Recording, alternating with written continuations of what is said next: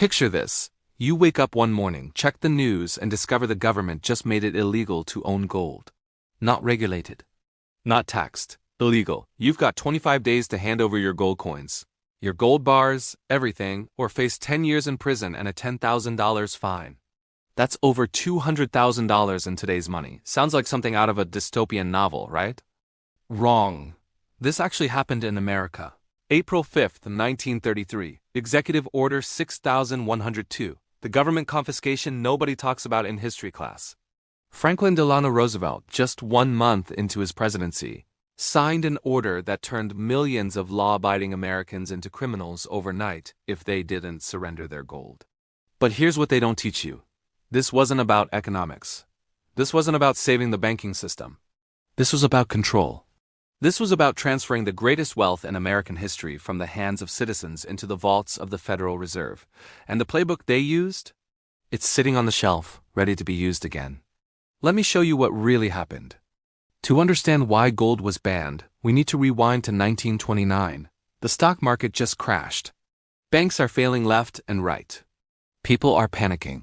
And they redoing what humans have done for 5,000 years when paper promises start breaking. They rerunning to gold. See, back then, the dollar wasn't just paper with a politician's face on it. Every dollar bill was a promise. A legal contract that said you could walk into any bank and exchange that paper for actual gold. This was called the gold standard, and it kept the government honest. You couldn't just print unlimited money because you needed gold to back it up. Every new dollar had to be backed by gold in the vault. It was the ultimate check on government power. But there was a problem brewing, and it had been brewing since 1913 when the Federal Reserve was created. The Fed wanted flexibility. They wanted the ability to expand the money supply during crises, to stimulate the economy, to fight deflation. All those words that sound technical but really mean one thing: print more money than you have gold to back it up. And by 1933, they'd printed so much that there wasn't enough gold to cover it anymore. Think about this. Americans weren't stupid. They saw banks collapsing. They saw their neighbors losing everything. They saw the writing on the wall. So what did they do? They started redeeming their paper dollars for gold. Lots of gold. By 1933, the Federal Reserve's gold reserves were hemorrhaging. Fast. If this continued, the entire monetary system would collapse because the government would have to admit they'd been running the biggest Ponzi scheme in history. They'd printed way more dollars than they had gold to back them up. So they had a choice. Admit the fraud and let the chips fall, or change the rules of the game entirely. They changed the rules. April 5, 1933. FDR signs Executive Order 6102. The language is bureaucratic, cold, calculated. But what it says is breathtaking in its audacity. All persons are required to deliver all gold coin, gold bullion, and gold certificates to a Federal Reserve Bank by May 1, 1933. Exceptions? Jewelry, dental gold, and a measly $100 worth of gold coins, roughly 5 ounces. Everything else had to go. The penalty for non-compliance? A $10,000 fine or 10 years in federal prison, or both. In 1933, $10,000 was a fortune. That's a house. That's a lifetime of savings for most families. Now, the official story you'll find in history books goes something like this. America was in crisis. Banks were failing. People were hoarding gold, which was preventing economic recovery. FDR needed to free up the gold supply to stabilize the banking system and increase the money supply to fight the Depression. Noble, right? The government stepping in to save the day. Except that's not what happened. Not even close. Here's what they were not telling you. The confiscation wasn't about saving the banks or helping the economy. It was about orchestrating the greatest wealth transfer in American history. Let me break down the scam, step by step, because it's brilliant in its deviousness. Step 1. Force Americans to sell their gold to the government at the official rate of $20.67 per ounce. That's not a negotiation. That's not a market price. That's the price. Take it or go to prison. Step 2. Once the government has collected all that gold, once it's safely locked away in Fort Knox and Federal Reserve vaults, once the American people no longer have any, guess what happens next? January 30th, 1934. Less than a year later. The Gold Reserve Act is passed, and suddenly, magically, gold is revalued to $35 per ounce. Do the math with me. That's a 69% increase in the value of gold overnight. The government just made a 69% profit on gold they forced citizens to sell them at gunpoint. Forced. Not bought. Not traded. Confiscated. Every single ounce of gold the government took from citizens at $20.67 was suddenly worth $35. The government just made billions, and the American people who owned that gold, they got robbed in broad daylight. But it gets worse. Remember, dollars were supposed to be backed by gold. When you devalue the dollar against gold, when you go from $20.67 per ounce to $35 per ounce, you're saying each dollar is now worth less gold. You're inflating the currency. You're stealing purchasing power from everyone holding dollars. So not only did they confiscate the gold at a low price and revalue it higher for themselves, they also inflated away the value of the dollars they paid citizens with. It's the perfect crime. Take the gold. Revalue it. Inflate the currency. The government wins 3 times. The people lose 3 times. Now let's talk about what this was actually about, because here's where it gets darker. The Federal Reserve was created in 1913 with a promise. This private banking cartel would bring stability to the American economy. No more boom and bust cycles. No more bank panics. Scientific management of the money supply. How'd that work out? 16 years later, the worst economic collapse in American history. Coincidence? But the Fed had a problem. Under the gold standard, they were constrained. They couldn't just print unlimited money. Every dollar had to be backed by gold, and people could demand that gold at any time. This was the check, the balance, the thing that kept them from going full Zimbabwe. The gold confiscation solved this problem permanently. By taking gold out of the hands of citizens, by making it illegal for Americans to own monetary gold, the government severed the link between the dollar and anything real. Sure, they kept the gold standard for international settlements. Foreign governments could still redeem dollars for gold, but American citizens? Cut off completely. This was about consolidating power. This was about removing the escape hatch. Think about what gold represents. It's money that doesn't require anyone's permission. It's money that can't be printed. It's money that doesn't require a bank account or a financial institution or government approval. It's freedom in physical form. And that's exactly what they needed to eliminate. Because here's what they understood and what most people miss. Whoever controls the money controls everything. Control the money supply and you control the economy. Control the economy and you control politics. Control politics and you control the people. The gold standard was the last thing standing between citizens and unlimited government power over the monetary system. So it had to go. But they couldn't just abandon it outright because that would expose the fraud immediately. They had to do it gradually, carefully, methodically. Step 1. Confiscate domestic gold. Make it illegal for Americans to own it. Done in 1933.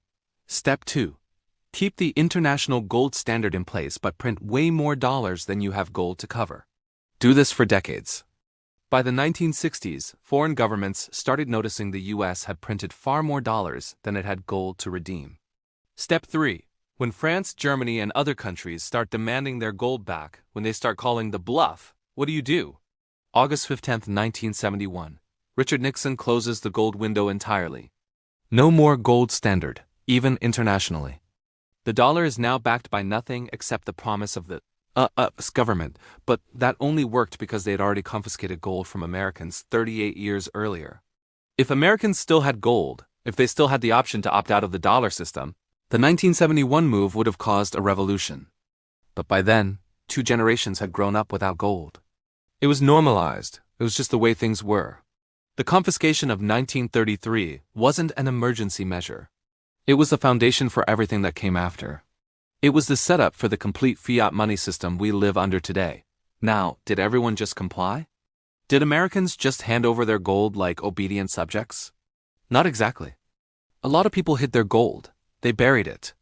They put it in safe deposit boxes and hoped the government wouldn't look.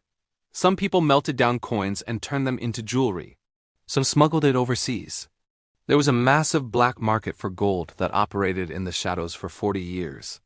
And here's something fascinating. Prosecutions were extremely rare. The government made a big show of the penalties, 10 years in prison, massive fines, but actual prosecutions? Barely any. One famous case involved a dentist who refused to turn in his gold, and the government prosecuted him to make an example. But mostly? They relied on fear and intimidation rather than actual enforcement. Why? Because they didn't actually need everyone's gold. They just needed enough of it, and they needed to eliminate gold as a competing currency. As long as most people complied, as long as gold was driven underground and couldn't be used in everyday commerce, the mission was accomplished. It wasn't until 1974, more than 40 years later, that Americans were legally allowed to own gold again. Gerald Ford signed the legislation. By then, the damage was done. The dollar was completely fiat. Gold was seen as a relic, a barbarous relic, as Keynes called it. Mission accomplished. But here's the thing about that 40-year ban: it created generational amnesia. People forgot what gold was for. They forgot why it mattered. They forgot that for thousands of years gold was money and everything else was credit. And that amnesia serves the system perfectly. So now we get to the question that matters: could they do this again? The official answer from economists and government officials is always the same: of course not. That was a different time. We'd never do that now. We respect property rights. Let me tell you why that's nonsense. First, the legal precedent still exists. Executive Order 6102 was never ruled unconstitutional. It was simply repealed in 1974, which means the legal framework for confiscation is still there, sitting in the law books, ready to be dusted off whenever needed. Second, we've already seen asset confiscation in modern times. In 2013, Cyprus raided bank accounts to bail out failing banks. In India, they demonetized 86% of the currency overnight in 2016. Canada froze bank accounts of trucker protesters in 2022 without due process. The idea that it could never happen here is naive. It already happened here. And what happened once can happen again, especially when the conditions are similar. So what would trigger a modern gold confiscation? Let's game this out. Imagine a scenario: massive government debt, out-of-control inflation, loss of confidence in the dollar internationally, maybe a war or major crisis. The government needs to stabilize the currency, needs to back the dollar with something real again. Or maybe they're launching a new digital currency and they need to eliminate competition. What do? Same playbook as 1933. Step 1. Declare a state of emergency. Crisis equals opportunity for expanded government power. Always has, always will. Step 2. Freeze the gold market. Make it illegal to buy, sell, or transport gold. Claim it's temporary just until the crisis passes. Step 3. Mandatory disclosure. Anyone holding more than a certain amount of gold must register it with the government. For your safety, for national security, to fight terrorism or money laundering or whatever the current boogeyman is. Step 4. Forced sale. The government offers to buy your gold at a fair market price, which is, of course, well below what it's actually worth. Refuse and face penalties. Step 5. Once they have the gold, revalue it. Issue a new digital dollar backed partially by gold, but citizens can't redeem it. It's just for international settlements, just to restore confidence. You get digital dollars that lose value through inflation while the government sits on real assets. Sound familiar? It's the exact same playbook, just updated for the digital age. Here is what 1933 teaches us. Property rights only exist as long as the government decides to respect them. When push comes to shove, when the system is threatened, those rights disappear faster than you can say, executive order. The confiscation of gold in 1933 wasn't an aberration. It wasn't a one-time emergency measure. It was a deliberate policy to transfer wealth and power from the people to the state, and it worked perfectly. And the mechanism they used, the emergency declaration, the executive order, the threat of criminal penalties, all of it is still available. The tools are still in the toolbox. What's different now is that most people don't own gold anymore. They own stocks, bonds, real estate, crypto, things that exist in databases and systems the government controls. Which means confiscation is even easier now. They don't need to send agents door to door. They just need to click a button. Think about it. Your brokerage account? That's just numbers on a screen the government can freeze or tax at will. Your bank account? Same thing. Your crypto on an exchange? They can regulate that into oblivion or seize it outright. The only things you really own are the things in your physical possession that you control completely. And that's exactly why governments throughout history have always moved to eliminate those things during crises. Gold, silver, physical cash, these represent freedom from the system. And the system can't allow that during a crisis because the system's survival depends on everyone being locked into the system. So, what's the takeaway here? The confiscation of gold in 1933 was never about saving the economy. It was about saving the Federal Reserve's ability to print unlimited money. It was about eliminating the competition to paper currency. It was about consolidating power and transferring wealth from citizens to the state. They robbed an entire generation in broad daylight. And they got away with it because people trusted the government to do the right thing during a crisis. Could it happen again? The question isn't could it, it's when will conditions make it appealing enough for them to try. Because the playbook is written. The legal framework exists. The precedent is set. And most importantly, most people have completely forgotten this ever happened, which means there's no resistance, no cultural memory of why this matters. The real reason gold was banned in 1933 wasn't economics. It was control. It was about making sure that when the government needed to inflate the currency, when they needed to spend beyond their means, when they needed to finance wars and programs and promises they couldn't keep, there would be no alternative for citizens to escape to. They needed to close the exit. And they did. The question now is, what exits do you have? What assets do you control that exist outside the system? What options do you have if they decide to play the same game again? Because history doesn't repeat, but it sure as hell rhymes. And the rhyme scheme is getting pretty familiar.